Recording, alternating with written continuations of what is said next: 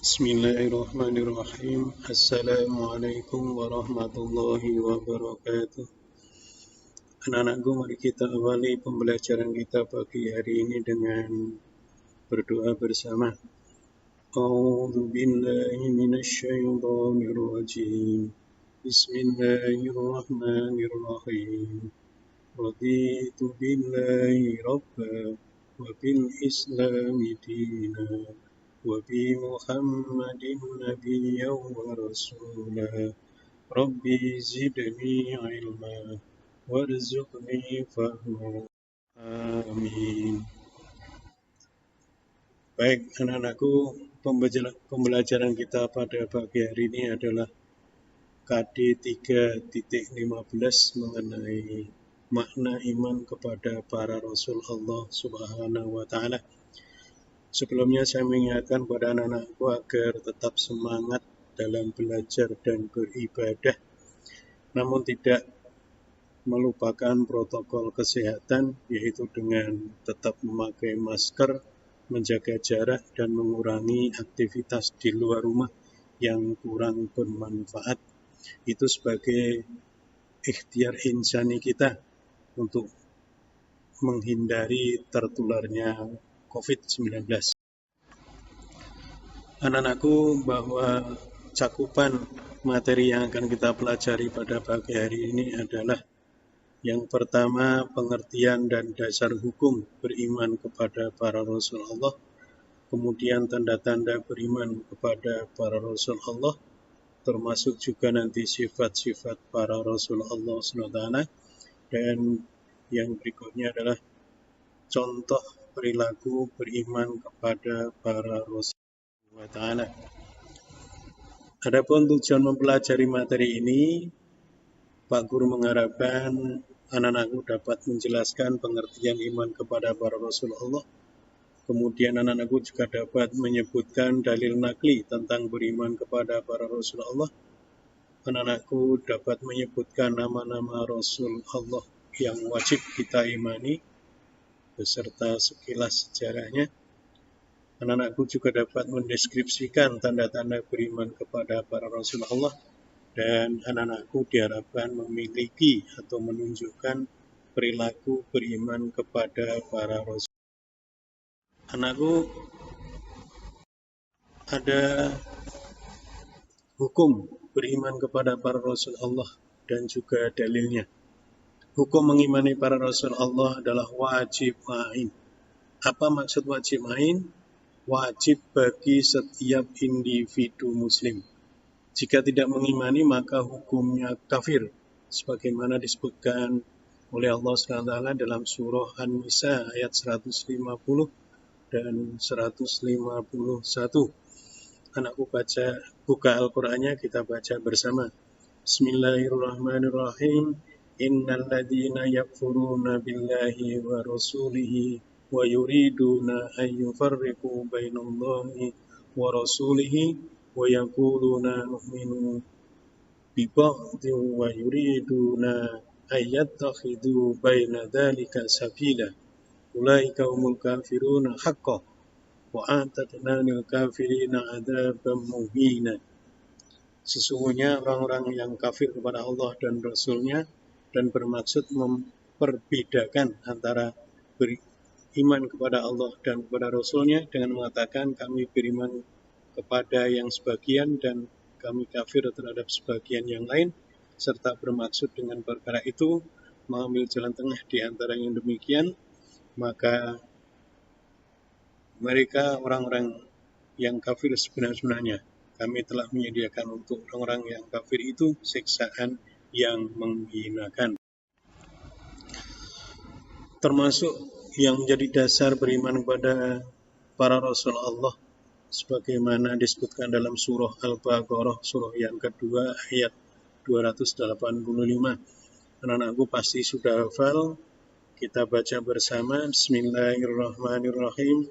Amanar rasulu bima unzila ilaihi min rabbihi wal mu'minun kullun amana billahi wa malaikatihi wa kutubihi wa rusulihi la nufarriqu baina ahadin min rusulihi wa qalu sami'na wa ata'na ghufranaka rabbana wa ilaikal masir. Begitu juga sabda Rasulullah SAW yang ini juga cukup populer menjadi dasar beriman kepada rukun iman yang 6 yang diriwayatkan dari Ibnu Umar bahwa ketika beliau duduk bersama sahabat kemudian datang seseorang yang sangat putih bajunya, yang hitam rambutnya, tidak ada bekas dalam perjalanan. Dia bertanya kepada Rasulullah SAW, wahai Muhammad, beritakan kepadaku apa itu iman. Kemudian Rasulullah SAW menjawab, engkau beriman kepada Allah SWT, malaikat-malaikatnya, kitab-kitabnya, rasul-rasulnya, hari akhir, dan engkau juga beriman kepada takdir, baik takdir buruk maupun takdir baik. Dan ini menjadi urutan dari rukun iman. Dan setelah itu dia membenarkan. Sehingga dia yang bertanya, dia membenarkan karena dialah malaikat Jibril. Anak-anakku, adapun tugas para Rasul Allah, yang pertama meyakinkan umatnya bahwa Allah SWT adalah zat yang Maha Esa atau tunggal. Yang kedua memberikan batasan kepada umatnya mana yang benar dan mana yang salah. Adapun yang ketiga, tugas para Rasul adalah memberikan pedoman kepada umatnya agar menghiasi dirinya dengan sifat-sifat yang baik dan terpuji. Juga memberikan penjelasan kepada umatnya tentang apa saja yang mendatangkan keridhaan Allah dan yang mendatangkan kemurkaannya. Yang kelima, mengajarkan hal-hal yang gaib sesuai dengan yang ditentukan oleh Allah Subhanahu wa Ta'ala. Termasuk tugasnya yang keenam adalah membawa berita gembira atau peringatan kepada umatnya. Yang kedelapan, yang ketujuh, menyuruh umat untuk menyembah hanya kepada Allah dan senantiasa bertakwa kepadanya. Sedangkan yang kedelapan, menyeru kepada umatnya untuk beriman kepada Allah tanpa mengkultuskan terhadap para rasul itu. Dan yang kesembilan, mengajarkan seluruh umat agar senantiasa mempelajari kitab suci yang diturunkan kepadanya sebagai pedoman hidup. Adapun bagaimana sikap kita mengimani para Rasul Allah itu sudah dijelaskan dalam Al-Quran surah Al-Hasyr ayat 7. Bismillahirrahmanirrahim. Wa ma ataakumur rasulu fakhudhuhu wa ma nahakum anhu fantahu wattaqullaha innallaha syadidul iqab. Apa yang diberikan Rasul kepadamu maka terimalah, dan apa yang dilarangnya bagimu maka tinggalkanlah, dan bertakwalah kepada Allah, sesungguhnya Allah amat keras hukumannya. Jadi sikap kita adalah apa yang datang dari Rasul kita ambil, dan mana yang dilarang harus kita jauhi. Adapun ciri seorang Rasul, anakku, yang pertama laki-laki, yang kedua sehat jasmani dan rohani, yang ketiga mempunyai akal yang sempurna atau cerdas, yang keempat berjiwa ismah, artinya jiwa yang mampu mengendalikan diri dari berbuat dosa. Kemudian yang terakhir adalah berasal dari keturunan orang yang baik. Perbedaan Nabi dan Rasul, anak-anakku sudah belajar dari tingkat SD dulu, di mana kalau Nabi itu merupakan seorang laki-laki yang mendapat wahyu dari Allah untuk dirinya sendiri tanpa berkewajiban menyampaikan kepada orang lain. Contoh Nabi Khidir. Kemudian kalau Rasul itu adalah seorang laki-laki yang menerima wahyu yang selain untuk dirinya sendiri juga berkewajiban untuk menyampaikan kepada umatnya atau orang lain. Contohnya adalah para Rasul Allah yang wajib kita imani yang 5 itu. Adapun jumlah nabi dan rasul itu dijelaskan dalam surah Al-Mu'minun ayat 78. Intinya bahwa Allah Subhanahu wa taala telah mengutus beberapa rasul, di mana sebagian ada yang diceritakan dan sebagian tidak diceritakan, bahwa para rasul itu membawa suatu mukjizat dengan izin Allah Subhanahu wa taala.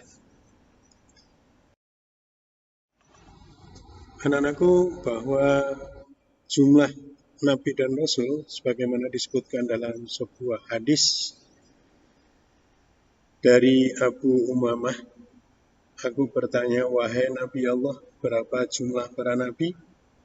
Beliau menjawab, jumlah para nabi itu sebanyak 124.000 orang, dan di antara mereka yang termasuk rasul adalah sebanyak 315 orang, suatu jumlah yang cukup banyak.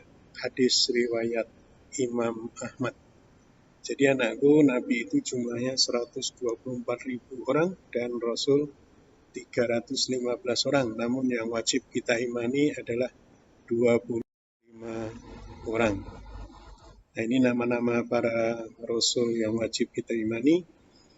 Nabi Adam alaihissalam, Idris, Nuh, Hud, Soleh, Ibrahim, Lut, Ismail, Ishaq, Yakub, Yusuf, Ayub, Shu'aib, Harun, Musa, Ilyasa, Zulkifli, Daud, Sulaiman, Ilyas, Yunus, Zakaria, Yahya, Isa alaihissalam, dan Nabi Muhammad sallallahu alaihi wasallam.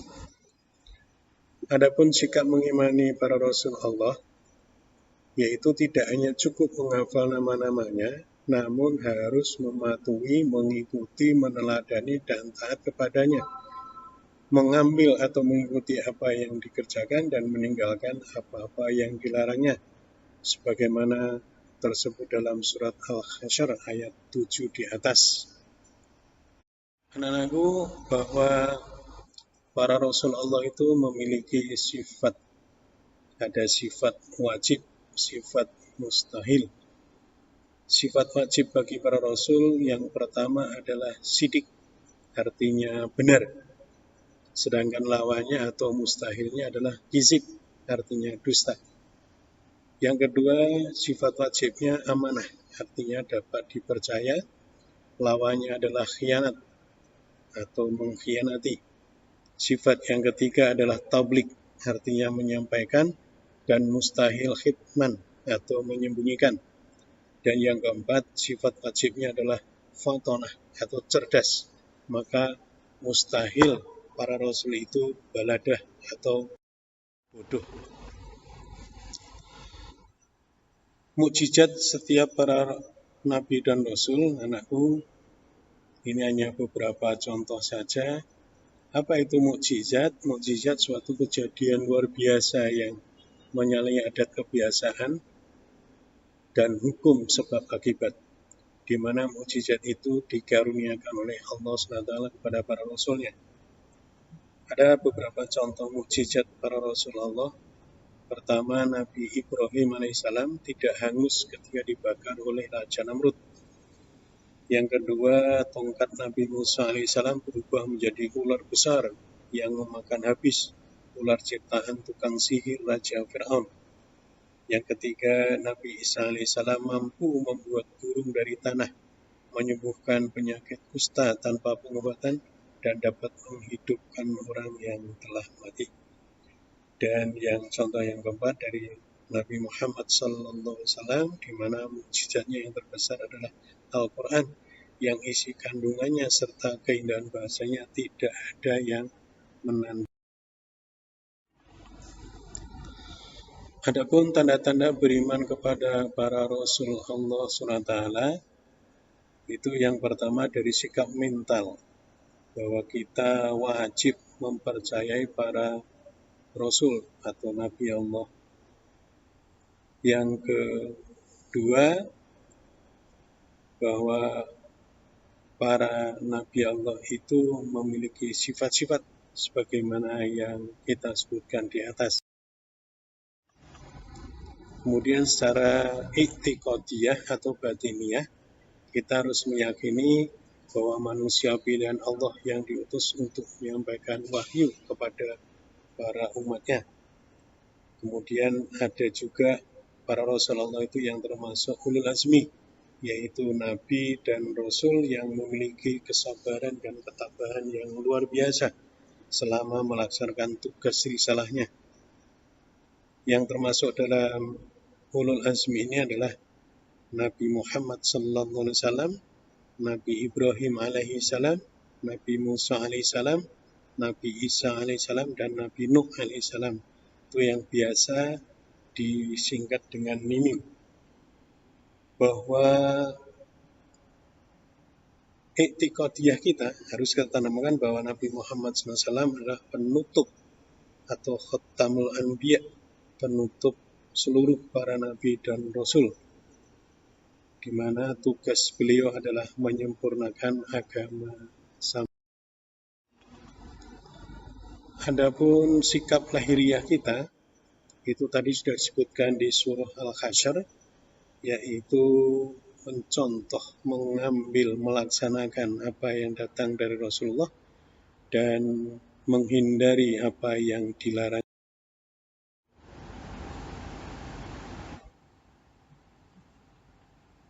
Adapun tanda beriman kepada Allah yang sifatnya amaliyah, yaitu melaksanakan seruan Rasulullah SAW untuk beribadah hanya kepada Allah SWT, termasuk juga giat dan rajin dalam bekerja, sebagaimana disebutkan dalam hadis yang diriwayatkan oleh Imam Bukhari dan yang lain.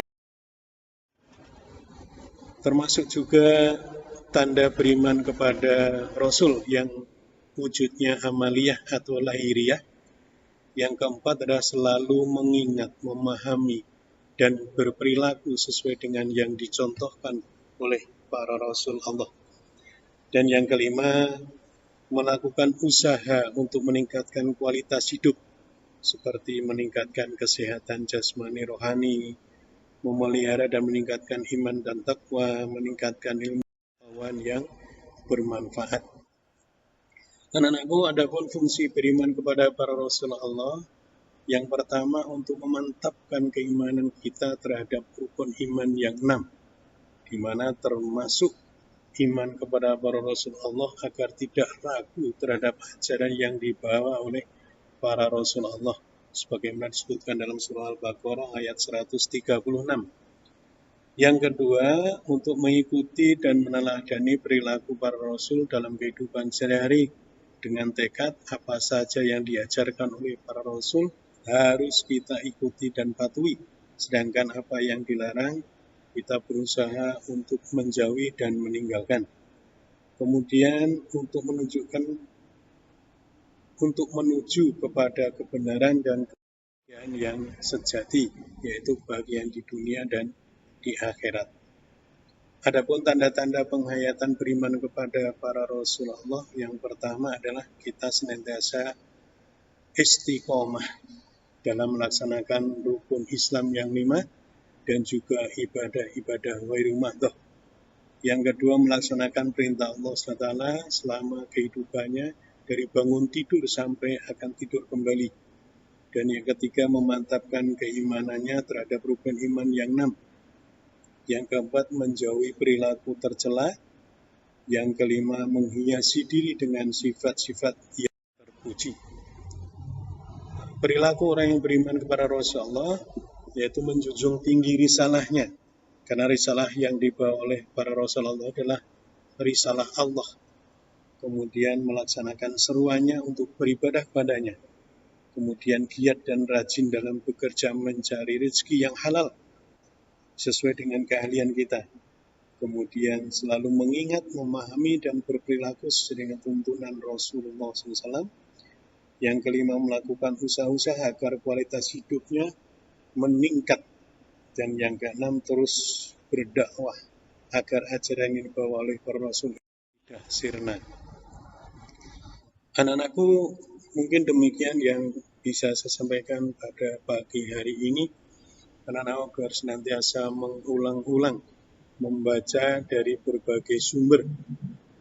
Mari kita akhiri pembelajaran kita pada pagi hari ini dengan doa kafaratul majlis. Subhanakallahumma rabbana wa bihamdika asyhadu an la ilaha illa anta astaghfiruka wa atubu ilaik.